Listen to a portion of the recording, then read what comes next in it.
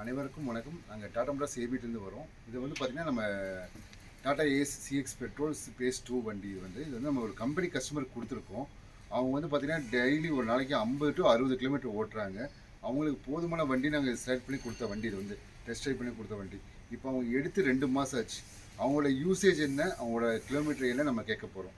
Purpose என்னென்னு அதுக்கு தகுந்த மாதிரி கரெக்டாக இருக்கா, ஃபிட்டாக இருக்கா, நம்ம கொடுத்தது கரெக்டாக இருக்கா நம்ம செக் பண்ண வந்திருக்கோம். அதே போல் நம்ம எக்ஸ்பிளனி சொல்ல போகிறோம். சார் வருவாங்க இப்போ.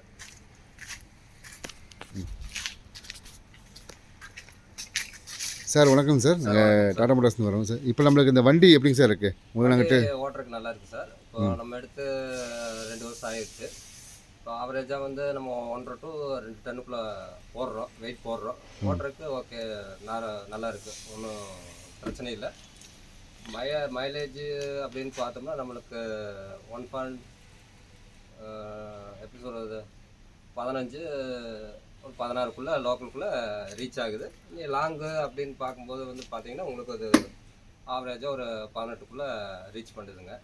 ஓட்டுறதுக்கு நல்லா இருக்குது. ஹைட் ரோடில் பிக்கப்பில் எப்படிங்க சார் இருக்குது?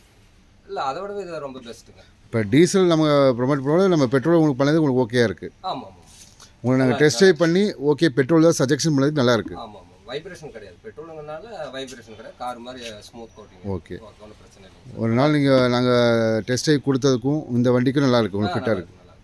ஒன்றும் ப்ராப்ளம் இல்லை சார், நல்லா இருக்குது சார். ஹைட் லோடு யாராவது கேட்டால் இந்த மாதிரி கேட்டால் சொல்லுவீங்க? கண்டிப்பாக கண்டிப்பாக. பெஸ்ட்டு பெட்ரோல் வந்து எவ்வளோ பெஸ்ட்டாக இருக்குன்னு சொல்லுவீங்க? கிடையாது, டீசலோட வைப்ரேஷன் வந்து பெட்ரோல் கிடையாது.